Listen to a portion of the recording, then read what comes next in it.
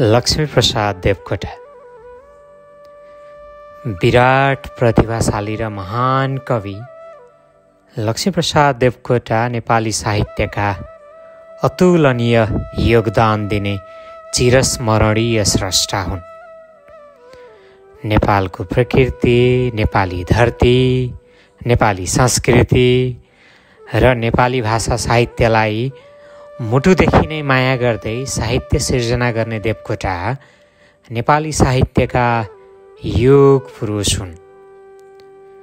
शिक्षित र पठित परिवारमा जन्मेका, जीवनमा दुःख र सुखका अनेकौं उकाली र ओह्राली भोगेका देवकोटाले किशोरावस्थादेखि नै स्तरीय कृति रचना गरे। बिजुली वेगमा अनवरत साहित्य रचना गर्ने देवकोटाले संख्यात्मक र गुणात्मक रूपले सर्वाधिक कृति रचना गरेर नेपाली साहित्यलाई समृद्ध तुल्याएका छन्।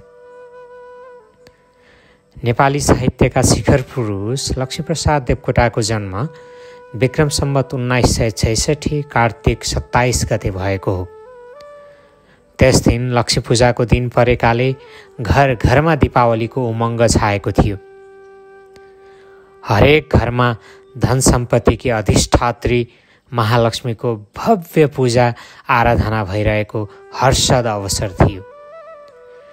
दिल्ली बजार धोबीधाराको तिलमाधव देवकोटा कहाँ सबैका घरमा झैँ दीपावलीको उज्यालो मुस्कुराइरहेको थियो। त्यही घरभित्र तिलमाधवकी धर्मपत्नी अमर राज्य लक्ष्मी देवीको कोखबाट सन्तानको जन्म भएको थियो। नवजात शिशुको जन्म नक्षत्र अनुसारको नाम तीर्थमाधव भए तापनि महालक्ष्मीका पूजाको दिन लक्ष्मीको प्रसाद स्वरूप प्राप्त भएको सुपुत्र ठानेर त्यस शिशुको नाम लक्ष्मीप्रसाद राखियो। लक्ष्मी पूजाका दिन जन्मेका देवकोटाको नाम लक्ष्मीप्रसाद राखिए पनि पछि उनी सरस्वतीका वरद पुत्र बने। शिक्षित परिवारमा जन्मेका र बाल्यकाल निकै स्नेहमय वातावरणमा बिताएका देवकोटा आमा, बुबा, दाजु र दिदी सबैका मुटुका धुकधुकी थिए। देवकोटा स्वयंले आफ्नो बाल्यकालको स्मरण गर्दै कवि हुने धुनमा भन्ने निबन्धमा आफू शान्त, सुशील, आज्ञाकारी र सन्तोषी स्वभावको रहेको कुरा व्यक्त गरेका छन्। पठित र शिक्षित परिवार भएकाले उनले घरबाटै पठन पाठनको राम्रो वातावरण पाए। संस्कृतका विद्वान एवं कवि बुबा तिलमाधव देवकोटासँग उनले घरमै संस्कृतको अध्ययन गरे। बुबाले कागज वा स्लेटमा लेखेर दिएका मन्त्र र श्लोकलाई एकपटक पढेपछि नहेरिकन दोहोर्याएर मुखाग्र सुनाउँथे। उनको यस्तो स्मरण शक्तिका प्रशंसक बुबा तिलमाधव उनलाई सरस्वतीको अवतार मान्थे। उनका बुबाको इच्छा उनलाई पण्डित बनाउने थियो, तर आफ्ना दाजु र आमाको प्रेरणाबाट उनमा अङ्ग्रेजी पढ्ने रहर पलायो अनि 11 वर्षको उमेरमा विक्रम सम्वत 1977 दरबार हाई स्कुलमा पञ्चम अर्थात् अहिलेको 6औं कक्षामा भर्ना भए। त्यही अङ्ग्रेजी भाषाप्रतिको चासो र व्यङ्ग्य समेटेपछि उनले हाई हाई अङ्ग्रेजी निबन्ध लेखेका थिए। युवा अवस्थामा देवकोटा बाल्यकालका झैँ दयालु, उदार र अति शिष्ट व्यक्तिका रूपमा चिनिन्थे।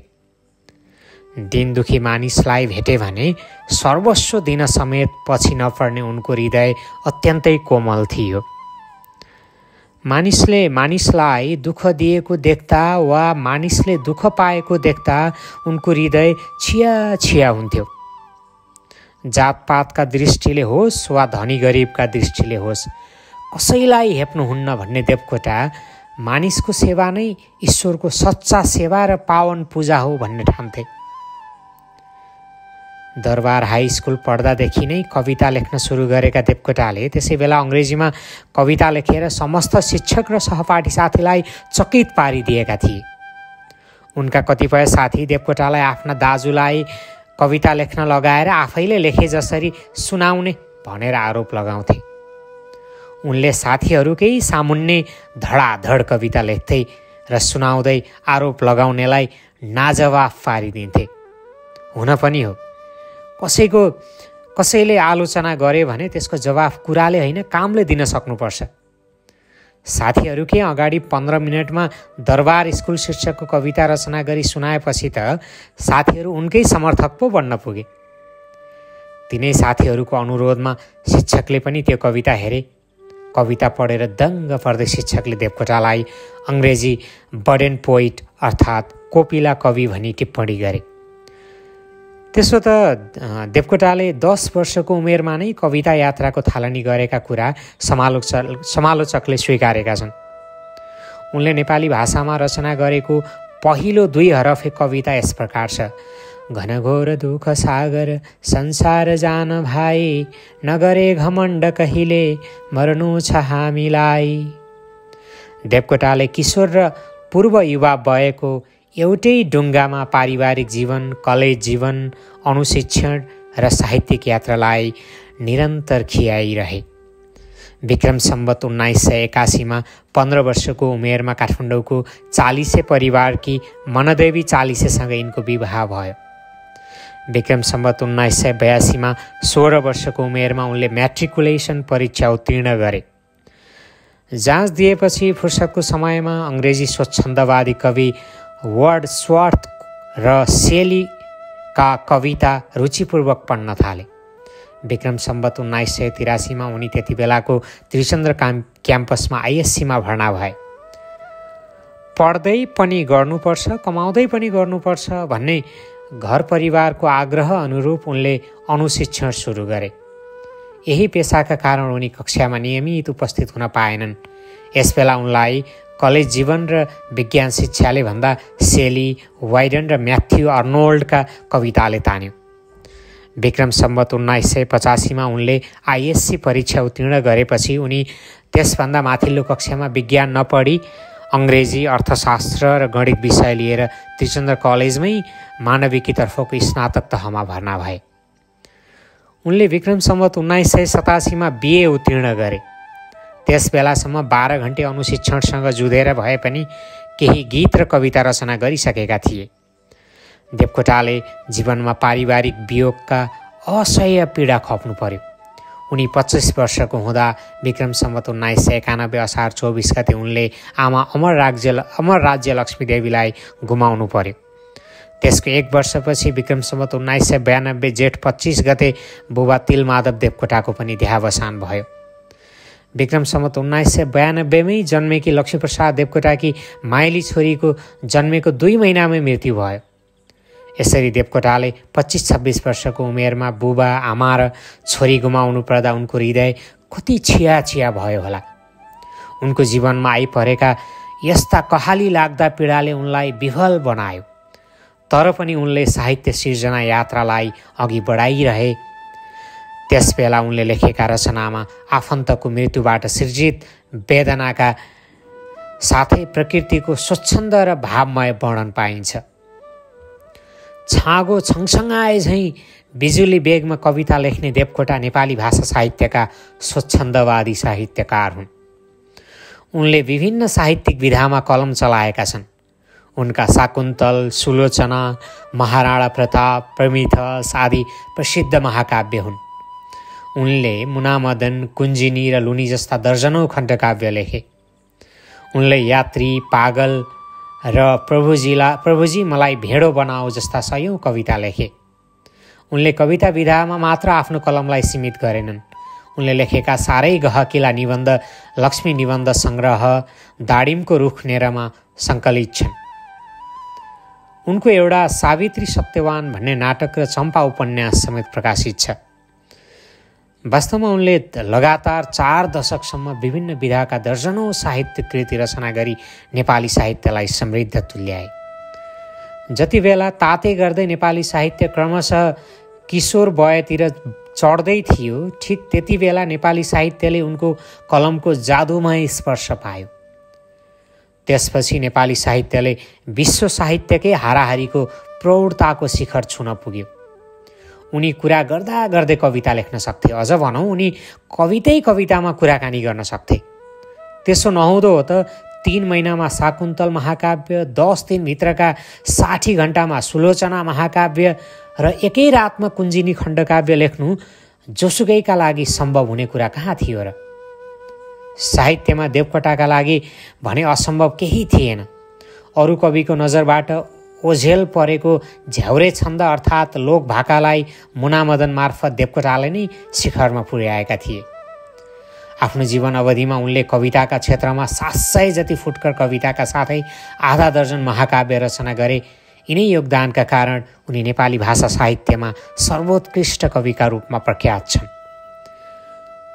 प्रशस्त र गहकिला कविता, खण्डकाव्य, महाकाव्य जस्ता रचनाले गर्दा उनी महाकविका रूपमा सम्मानित छन्।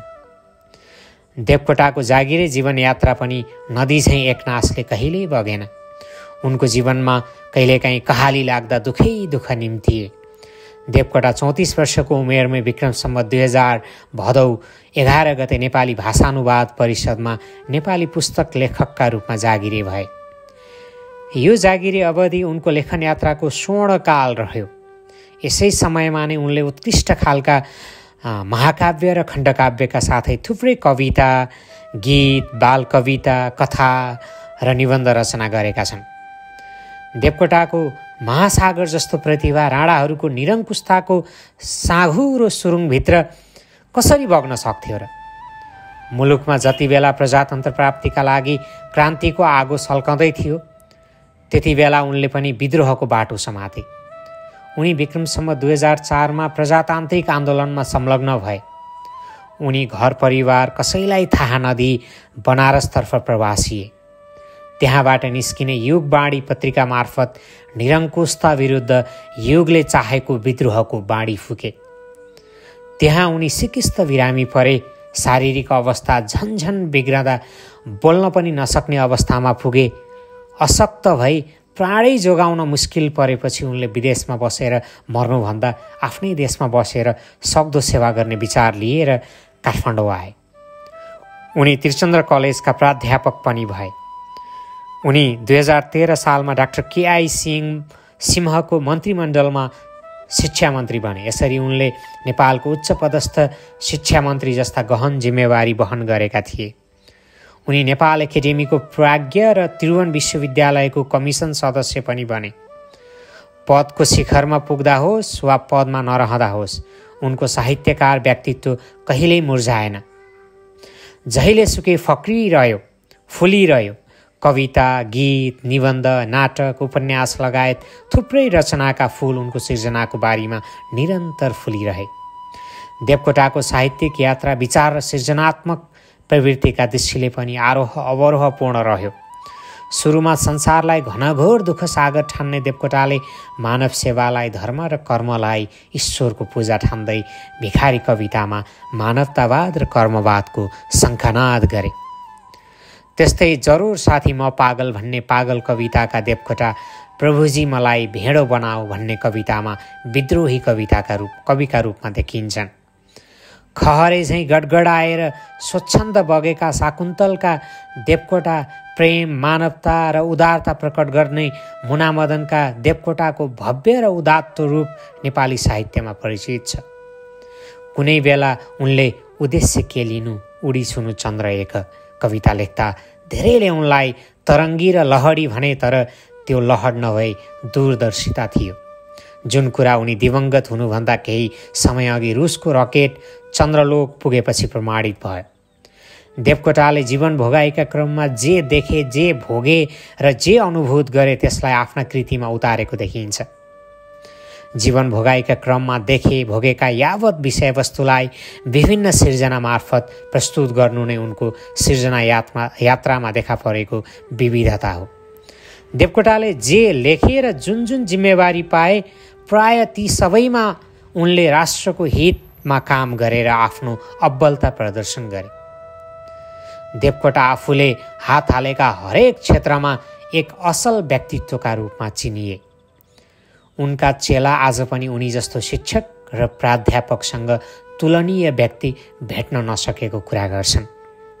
शिक्षा मन्त्री हुँदा नेपाली भाषालाई पठन पाठनमा अनिवार्य विषयका रूपमा लागू गर्ने गराउने कार्यमा उनैको विशेष पहल कदमी रह्यो। तत्कालीन नेपाल राजकीय प्रज्ञा प्रतिष्ठानको स्थापनामा सक्रिय संलग्न भएर संस्थागत रूपमा साहित्य र संस्कृतिको विकासको ढोका खोल्ने कार्यमा उनको योगदान चिरस्मरणीय रहेकै छ। त्रिभुवन विश्वविद्यालय कहाँ रहने भन्ने स्थान चयन पनि उनीबाटै भयो। उनी एक यस्ता मोती हुन् जसले जुन क्षेत्रलाई स्पर्श गरे त्यस क्षेत्रलाई झन्झन चम्काइदिए। देवकोटालाई विभिन्न समयमा देश विदेश घुम्ने अवसर मिल्यो। उनले पाएको त्यो अवसर सिङ्गो नेपाल, नेपाली जनता र नेपाली साहित्यको गौरव वृद्धिको अवसर बन्यो। उनी जहाँ जहाँ पुग्थे त्यहाँ त्यहाँ ओजस्वी भाषणद्वारा सबैलाई मन्त्रमुग्ध पार्थे। आफ्नै रचना तत्काल अङ्ग्रेजीमा अनुवाद गरी सुनाएर सबैलाई मन्त्रमुग्ध पार्ने क्षमताको प्रयोग पनि उनी गर्थे। यसरी उनले विश्व समुदायमा नेपाली जाति र भाषाको शिर उच्च पारेका थिए। विक्रमसम्म 2015मा तत्कालीन सोभियत सङ्घमा भएको अफ्रो एसियाली लेखक सम्मेलनमा भाग लिन उनलाई निम्त आयो। त्यस सम्मेलनमा उनले नेपाली भाषा साहित्यलाई विश्व सामु प्रभावकारी ढङ्गले चिनाए। भनिन्छ शारीरिक अस्वस्थताका कारण त्यस समारोहमा भाषण गर्नु अघि देवकोटालाई चिकित्सकको सल्लाहले रगत पनि चढाइएको थियो। उनले त्यहाँ भाषणको अन्त्यमा नेपाली साहित्य विश्व साहित्यसँग हातेमालो गरेर अघि बढ्नेछ भन्ने कुरा सहभागीको हृदय हल्लाउने गरी सार गर्वित पाराले यसरी व्यक्त गरेका छन्। हिउँको माझमा जन्मेको हाम्रो साहित्य कहिल्यै पनि एउटै पर्वत श्रृङ्खलाको भुलभुलैयामा बिलाउने छैन। हाम्रो साहित्य पनि एउटै प्रवाहमा सम्मिलित भएर एसिया र अफ्रिकालाई परिवेष्टित गर्ने साहित्यको असीम महासागरमा मिल्न पुग्नेछ। यस महासागरद्वारा सिञ्चित त्यो साहित्य पहिलेभन्दा अझ बढी सुन्दर र सम्पन्न बनेर जलबिन्दुका रूपमा फेरि हाम्रा पहाडमा नै बर्सनेछ। करिब 3 दशकसम्म नेपाली भाषा र साहित्यको सेवा गरेका देवकोटालाई क्यान्सर रोगले अचानक हमला गर्यो। एकातिर क्यान्सरको सहनै नसकिने पीडा र अर्कातिर उपचारको आर्थिक सङ्कटले देवकोटालाई प्रताडित गर्यो। उनी लक्ष्मी पूजाका दिन जन्मे पनि जीवनभर उनलाई लक्ष्मीले भन्दा सरस्वतीले धेरै माया गरिन्। केही पैसा सरसापट गरेर उनी 2016 वैशाख 22 गते त्यति बेलाको शान्त भवन अस्पतालमा भर्ना भए। उनलाई थप उपचारका लागि कलकत्ता लानुपर्ने भयो। उनलाई विक्रमसम्म 2016 असार 6मा उपचारका लागि कलकत्ता लगियो। कलकत्तामा 24 दिन बस्दा पनि उनलाई निको नहुने भएपछि काठमाडौँ फर्काइयो। समुद्र पारीका देशमा उपचार गर्ने खर्च उनीसँग थिएन। उनलाई असह्य पीडा भएपछि पुनः 2016 भदौ 5 गते शान्त भवन अस्पतालमा भर्ना गरियो। उनले पीडा नै पीडाका बीच त्यही अस्पतालमा भदौ 8 गते प्रलय वेदना कविता रचे। सोही महिनाको 16 गते मोती जयन्तीका दिन सङ्कल्प हाम्रो फलोस् कविता रचे। त्यही महिनाको भदौ 17 गते देवकोटालाई आफ्ना कृतिको मूल्यबारे सोद्धा अरू रचनाभन्दा मुनामदनलाई सबैभन्दा उत्कृष्ट रचना माने। मृत्युशय्यामा छटपटाउँदा पनि उनले साहित्य सृजना गर्न छाडेनन्। चिकित्सकले समेत उनको जीवनको आस मारेको थाहा पाएपछि देवकोटाकै इच्छा बमोजिम उनलाई आर्यघाट लगियो। उनी विक्रमसम्म 2016 साल भदौ 29मा यो संसारबाट सदाको लागि विदा भए। देवकोटाको कवित्व प्रतिभा, कविताको गुणात्मक मूल्य र सङ्ख्यात्मक योगदान आज पनि अद्वितीय रहेको छ। नेपाली कविताको अहिलेसम्मको यात्रामा प्रतिभा, रचना, परिमाण र उत्कृष्ट गुणस्तरका दृष्टिले देवकोटा सर्वोच्च कवि मानिएका छन्। देवकोटाको देहावसानपछि विक्रमसम्म 2023मा नेपाल प्रज्ञा प्रतिष्ठानले देवकोटालाई मरणोपरान्त त्रिभुवन पुरस्कार प्रदान गरी सम्मानित गर्यो। विक्रमसम्म 2065मा त्रिमूर्ति निकेतनको संयोजनमा नेपाल सरकारले देवकोटा जन्म शताब्दी भव्य रूपमा आयोजना गर्यो। काठमाडौँको मैतीदेवी स्थित देवकोटाको निवासलाई नेपाल सरकारले देवकोटा सङ्ग्रहालय बनाएर विक्रमसम्म 2079 असोज 14 गतेदेखि कार्यान्वयनमा ल्याइसकेको छ। देवकोटाका कृति र उनको कृतित्व विषयमा दर्जनौं विद्यावारिधी अनुसन्धान भइसकेका छन्। महान कवि एवं विलक्षण प्रतिभाशाली देवकोटाले जनस्तरबाटै महाकविको पदवी पाए। उनको पार्थिव शरीर यस धरतीमा नरहे पनि उनी आफ्ना अमूल्य कृतिमा अनवरत बाँचेका छन् र अमर बनेका छन्।